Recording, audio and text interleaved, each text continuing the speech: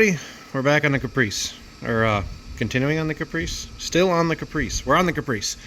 We're trying to figure steering out. So what I've got started here is the loose ideas of a plan. I have lopped the end of the factory tie rod off and replaced it with a Heim joint. And then up here I got some poly bushings and then with a steel sleeve over them, and there's a steel sleeve in the middle, very similar to how the rear suspension is built. So I got one there and I got one here. Them are in line with each other. I got a plate tacked up to the bottom of here to give me a nice flat spot to build off of. I'll gusset and fill all of that in, make it nice and strong. These will get some gussets and some filler plates to make them strong. And then I got this tube with the end crushed on it, coped and tacked to that bushing. And then that's going to come down here. That'll have a plate welded off of it, 2 holes. This will go to the bottom hole. There will be a second plate identical to this one on this side, then a backer plate, and then focus, not on the bungee cord, and then there'll be a brace that comes down to that. And that's the idea anyway. Yeah, I did zero math and eyeballed all of this, so we'll see how it works out. But I've got faith. What else? Oh yeah, and then this guy here. Yeah, don't worry about that. I'll drill out that hole to 5/8 for another Heim, which I'm waiting in the mail. I've got only one side here. That will connect like that, and on the same on that side. And I'll probably build a little a double shear tab that comes off of there, so that's good and secure. And that will hopefully connect everything together, and it'll hopefully all work. But yeah, I'm gonna keep going on this, and I guess once I get it all tacked up and cycling, I'll show you if it either worked or it was a complete failure. Alright, so this is what I got going on. I made these plates at work because I'm lazy and wanted to use the CNC. So them bolted up nice, got that tacked onto my first pivot tube here, and then I've got some CAD, cardboard aided design going on. I'm going to cut this rear gusset plate out that will connect to the rear pivot, and then there's another gusset here. I might put one on the front side, but we'll get this done first and then see how it looks. But yeah, so far so good, I think. We'll keep going. Alright, so I lied. What I'm actually going to do is I'm going to make 2 of these plates, and then I will box all of that in. And then I can put a nice slant on the bottom here, box that all in. I think that'll look pretty slick and be really stout. So yeah, let's get to it. Okay, so I got that all built. That should box in nicely. I'll take it off. Or probably take it off and stitch weld a little bit of it so it doesn't break apart. Box everything in, make a nice cap for down here, and weld everything solid. But yeah, seems to cycle all right. Oh. Everything moves fine, nothing makes any pops or bangs or snapping noises. The wheels don't seem like they do goofy things as it cycles. So now I'm just waiting on the last Heim to show up here. That'll be in a day or 2. Then I can connect it, and then we should have steering. So yeah, let me finish getting this welded up. Alright, there it is. Got her all boxed in. Just got to make my bottom plate yet.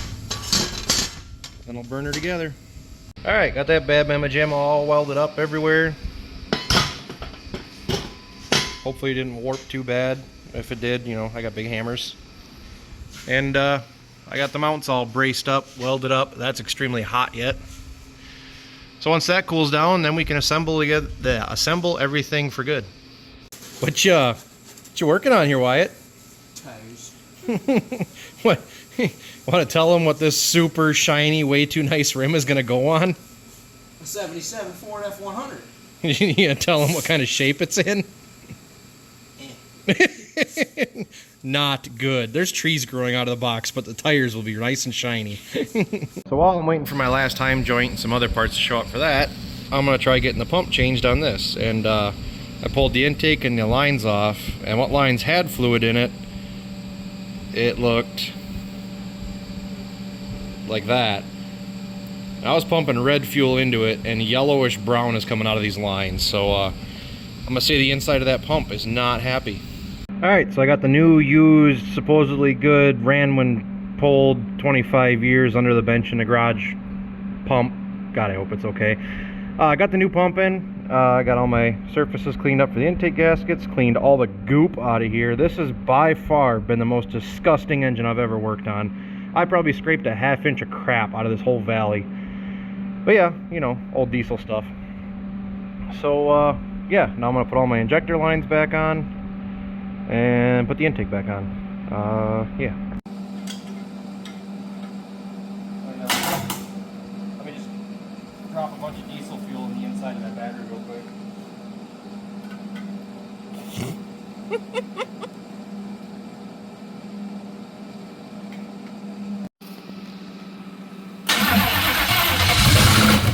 Come home! One more time.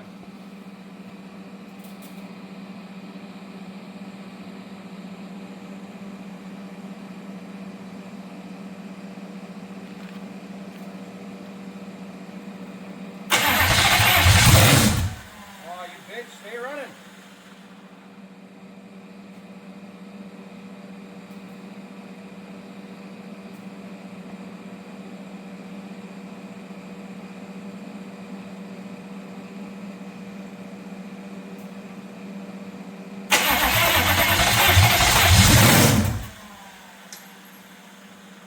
All right, what's going on here?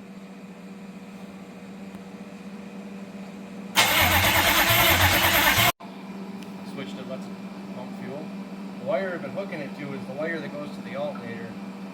And I wonder if when it fires up, oh no, it's not even spinning the alternator. I think there's some fuckery afoot, so I'm going to try hooking the wires up a little different.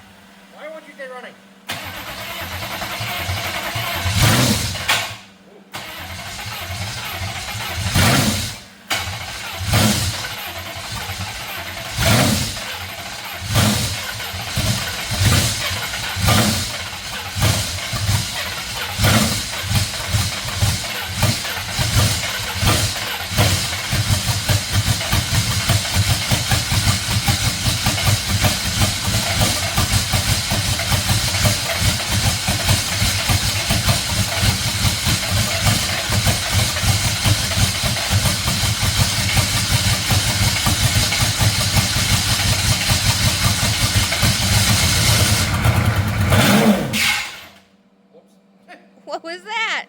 That was the starter hitting the flywheel because I bumped my wire.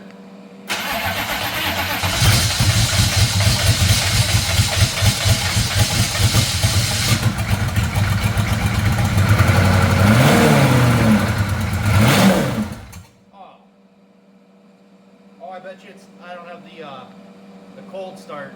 There's a solenoid up here for when the engine's cold. It gives it some throttle to keep it running. I don't have it hooked up.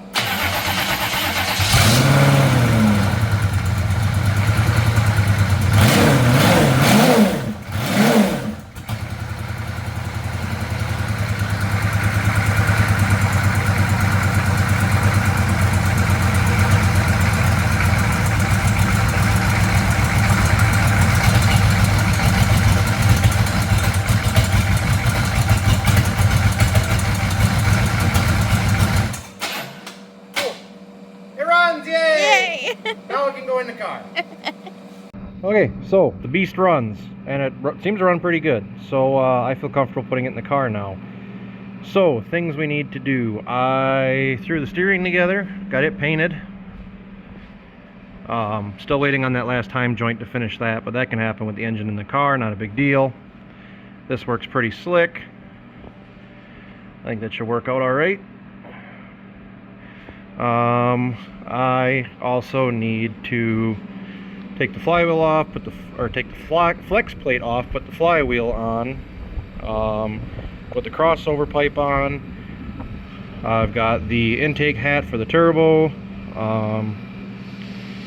I tapped these holes. These were for the crankcase vent. We're just going to vent that to atmosphere, and then plug this one. I'm going to put a fitting in this one for my boost gauge, because, you know, we need to know when we're making full 5 pounds of boost. I'm going to rip the AC off for right now. I do plan on putting AC back on this car eventually, but for right now we don't have the time. So that's going to go. We got some other wiring to button up. Then we can slam this in there, put the transmission on the back of it, and start hooking stuff up and figuring out the drive shaft. So yeah, that's enough talking. Let's get back to work. So I was starting to feel real good about most of the fab work being done. Like, I gotta make a trans cross member yet, but that's simple fab. I was like, yeah, we're getting really close to, like, you know, put the engine and trans in, and like there's not a whole lot left. We can drive this thing. So I decided to make a list to see what's left to drive it, and I got a little humbled, but I think we can still do it. We got like 3 weeks, really 2, because I'd like to drive it to work for a week. But yeah, I'm gonna quit talking and get back to work now, because we got stuff to do. All right, so we're getting ready to stab the engine in the car, and I'm gonna put the flywheel on the back. But she's been sitting on a shelf in Grandpa's shed for about 25-30 years, so we're gonna give her a quick resurfacing and then slam her together.